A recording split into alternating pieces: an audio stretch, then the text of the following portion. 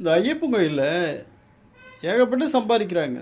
ஒரு பக்தர் நூறுரூவா உண்டியில் போட்டால் கூட ஏகப்பட்ட வருமானம் வரும். சமூக வலைதளம் தான் போடுறாங்க, 290 கோடி வருமானம் வந்தது அப்படின்னு போடுறாங்க. இதெல்லாம் என்ன பண்ணுறாங்க? பக்தர்கள் தேவையான செய்ய வேண்டியதானே. தற்காலிகம் பாத்ரூம்லாம் பிளாஸ்டிக்கில் அங்கங்கே வைக்கிறாங்க. ஏன் நிரந்தரமாக பாத்ரூம் பில்டிங் கட்டி விட வேண்டியது தானே. க்ளீன் பண்ணுறதுக்கு ஆள் வைக்க வேண்டியது தானே. பக்தருக்கு வந்து இளைப்பாறதுக்கு பில்டிங் கட்ட வேண்டியது தானே. அதெல்லாம் பண்ணவே மாட்றாங்க. அது தற்காலிகமாக டென்ட்டு போல் அடித்து அந்த நேரத்துக்கு யூஸ் பண்ணிக்கிறாங்க. போலீஸ்காரங்க தான் நிறையா இருக்கிறாங்க, அவங்க தான் வேலை செய்கிறாங்களே. மற்றபடி சம்பளம் கொடுத்து சாதா மக்களை வேலைக்கு வச்சு க்ளீன் பண்ணுறப்பெல்லாம் பண்ண மாட்றாங்க போலருக்கு. ரொம்ப நாஸ்தியாக ஒரே நாத்தாட்சின்னு கிடக்குது. எல்லாத்தையும் க்ளீன் பண்ணுறதுக்கு ஆள் வைக்கணும். பக்தர்கள் வந்து படுத்து இளைப்பாறதுக்கு நிறைய பில்டிங் கட்டி விடணும். இதெல்லாம் பண்ணவே மாட்றாங்க.